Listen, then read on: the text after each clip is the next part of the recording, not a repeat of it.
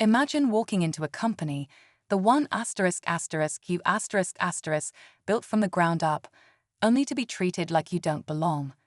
That's exactly what happened to David, a brilliant, successful CEO who also happens to be in a wheelchair.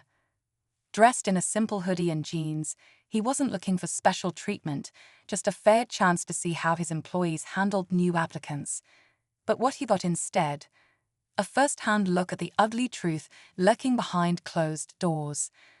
The moment David rolled into the office for what was supposed to be a routine visit, he could already feel the stares, whispers, side eyes, and then there was asterisk asterisk her asterisk asterisk.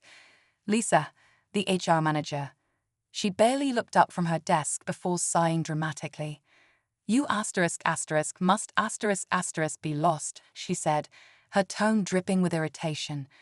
Without giving him a second glance, she motioned toward the door. Interviews are only for serious candidates. This position requires someone who can actually keep up. David simply smiled, choosing to stay quiet. He had heard stories about discrimination in the workplace, but witnessing it firsthand, that was something else. He could have corrected her right then and there, could have dropped his title and watched her scramble to apologize. But where's the lesson in that? No, he wanted to see just how far she'd go. Lisa crossed her arms, clearly impatient. Look, I don't want to waste your time. Or mine, she scoffed. There are plenty of places that might be asterisk asterisk more suited asterisk asterisk for you. The way she said it, like she was doing him a favor, made David's stomach turn. He had worked too hard, pushed through too many obstacles, to be dismissed like this. And the worst part, she had no idea asterisk asterisk who she was really talking to asterisk asterisk. But she was about to find out. Because in just a few moments, David was going to pull out his phone, make one simple call, and turn this entire situation upside down. David took a slow breath, his fingers hovering over his phone screen. He wasn't just angry, he was disappointed. This wasn't just about him. How many other people had Lisa dismissed without a second thought? How many qualified candidates had walked through these doors only to be pushed aside because they didn't fit her idea of right? He decided to play along a little longer. So, what kind of person are you looking for? He asked, keeping his tone neutral. Lisa sighed again, her impatience growing. Someone asterisk asterisk strong asterisk asterisk, she said, emphasizing the word like he didn't already understand what she meant. This job is demanding. It requires someone who can handle pressure, who's quick on their feet, literally. She chuckled at her own words, not even noticing how cruel they sounded. David's jaw tightened, but he kept his composure. And what if that person has all the qualifications but doesn't meet your expectations? Lisa waved him off. Look, I don't make the rules. I just know what works. Clients prefer a certain image. They trust professionals who look the part. You get it, right? Oh, he got it. Loud and clear. David glanced around the office. It was modern, sleek, and filled with employees who'd barely noticed the conversation unfolding just a few feet away. But he saw something else too, hesitation. A few workers had overheard Lisa's words. Some exchanged awkward glances, while others kept their heads down, typing away like nothing was happening. No one spoke up, no one challenged her. How long had this been going on? David's grip on his phone tightened. He had built this company to be a place of asterisk asterisk opportunity asterisk asterisk, not exclusion. It wasn't just about numbers or profits, it was about people. And right now, one of his own employees was asterisk asterisk actively asterisk asterisk working against everything he stood for. Still, Lisa had no clue. She leaned forward, her voice dropping to a whisper, like she was sharing a secret. Between you and me, they say the new CEO is making some big changes, but I doubt he'd want to waste time on people like you. David raised an eyebrow. Oh, he said, smiling slightly. And what do you know about the CEO? Lisa smirked, leaning back in her chair as if she had some kind of inside scoop. Well, from what I've heard, he's all about making things equal now. trying to change the way we hire, making all these new policies. But let's be real. At the end of the day, companies need people who fit the image. The CEO can push whatever agenda he wants, but some things just don't work in the real world. She shrugged, as if dismissing the very idea of fairness. David nodded slowly, studying her. So, you don't agree with the changes? Lisa scoffed. It's not about agreeing or disagreeing. It's about understanding reality I've been in HR for years, and trust me, I know what works. The CEO might mean well, but he doesn't understand what it takes to actually run a business. He's probably one of those corporate types who sits in a fancy office, completely out of touch with the real world. David bit the inside of his cheek, fighting the urge to laugh. If only she knew just how in touch he really was. But he wasn't here to prove a point, at least not yet. He decided to test her one more time. Let's say the CEO were here right now. What would you tell him? Lisa rolled her eyes. I'd tell him to stop trying to force changes that don't make sense. Some people just don't belong in certain positions, and that's not discrimination, it's just how things are. He should focus on hiring the right people instead of worrying about being politically correct. David exhaled slowly. There it was. Not even a hint of hesitation in her words. She truly believed what she was saying. And worse, she had no idea how much damage she was doing, not just to him, but to every applicant who had walked in here expecting fairness and left feeling unworthy. At that moment, the door to the office opened, and a young assistant peeked inside. Mr. Carter, we're ready for you now. Lisa's expression shifted. Confusion flickered in her eyes as she looked between David and the assistant. Wait, Mr. Carter, David smiled. Yeah, David Carter, CEO And just like that, Lisa's entire world began to crumble. Lisa's face went pale. Her smirk disappeared in an instant, replaced by wide eyes and a nervous swallow. You're the CEO, she stammered, her voice suddenly unsteady. David didn't answer right away. He let the silence stretch, watching as the realization sank in. The confident, dismissive woman in front of him was now frozen in place, her fingers twitching slightly on her desk.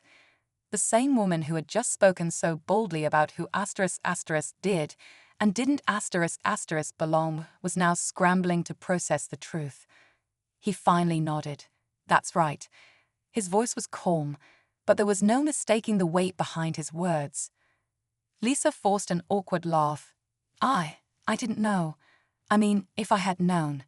She stopped mid-sentence, realizing there was no good way to spin this. David tilted his head slightly.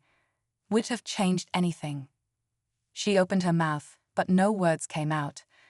The office had grown eerily quiet. A few employees nearby had started paying attention, sensing that something big was happening. The assistant who had called for David lingered in the doorway, her eyes flicking between them with curiosity. Lisa finally let out a shaky breath. Look, there's been a misunderstanding, she said quickly, her voice laced with forced politeness. I didn't mean anything by what I said earlier. I was just trying to explain how things work around here. David nodded slowly. So how do things work around here? Lisa hesitated. Well, I just meant that, certain roles require certain types of people. Clients have expectations, and we have to reject people before they even get a chance. David interrupted, his voice sharp now. Lisa flinched. No, that's not what It's exactly what you did, David said firmly. You saw me, made an assumption, and dismissed me without even asking my qualifications. You called me a waste of time Lisa shook her head, panic creeping into her expression. I swear, that's not what Then what did you mean? David pressed, his voice rising just enough for the nearby employees to hear. Because from where I'm sitting, It sounds like this company has a serious problem The tension in the room was thick. Every second that passed felt heavier than the last. Lisa was trapped, and she knew it. But she wasn't the only one about to face the consequences. David wasn't just here to expose one person. He was about to expose an entire system. Lisa sat frozen, her breath shallow. The weight of her own words, now thrown back at her by the very man she had dismissed, left her visibly shaken. But David wasn't done. This wasn't just about her. It was about everything that had been happening under his nose. And judging by the way the office had fallen completely silent, he wasn't the only one who had questions. Then, something unexpected happened. A man in a crisp navy suit stepped forward from a nearby office. He had been watching the exchange, but now he cleared his throat, drawing everyone's attention. It was Michael the company's regional director. Unlike Lisa, he didn't look nervous. In fact, there was something unsettlingly calm about the way he walked over, his hands tucked casually into his pockets. "David," Michael said smoothly, ignoring Lisa's panicked expression.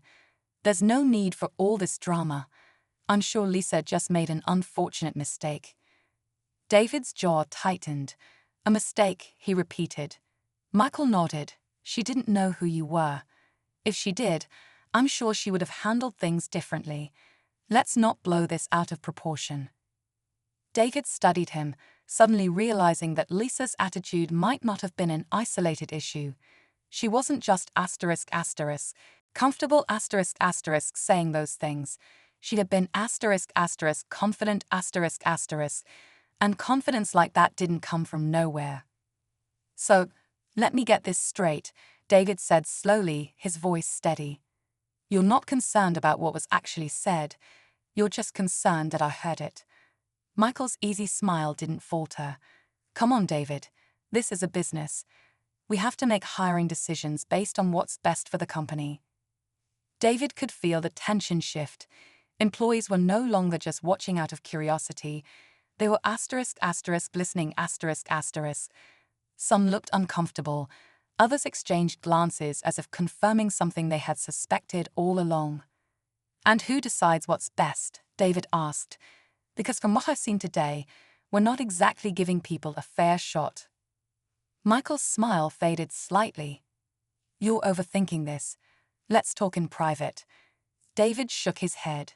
"No, I think this conversation needs to happen right here."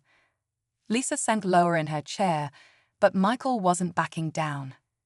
For the first time since stepping into the building, David realized something bigger was at play. Lisa might have been a symptom, but Michael? Michael was part of the problem The room was thick with tension. Employees had stopped pretending to work, their eyes locked on David, Lisa, and Michael. No one dared to interrupt. No one even moved. It was clear now. This wasn't just about a bad HR manager. It was about a culture that had been allowed to grow unchecked. Michael sighed, adjusting his cufflinks. "David, I respect you, I really do," he said in that same, practiced tone.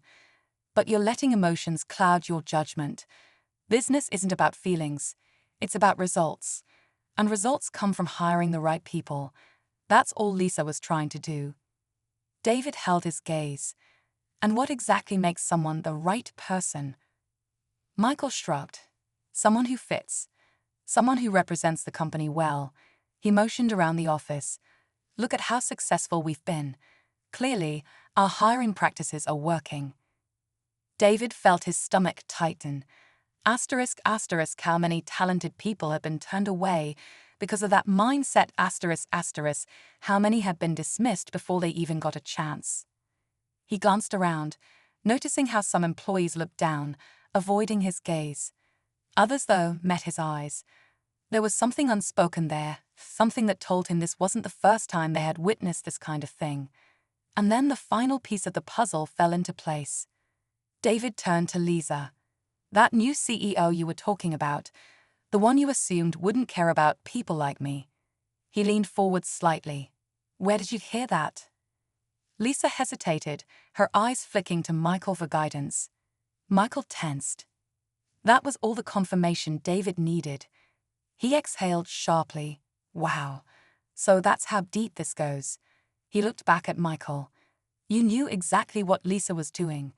Asterisk asterisk because you trained her to do it asterisk asterisk. Michael's face darkened. Be careful with your accusations. David didn't flinch. I don't need to be careful. I've seen enough. He pulled out his phone. I built this company from nothing, and I won't let people like you ruin what it stands for.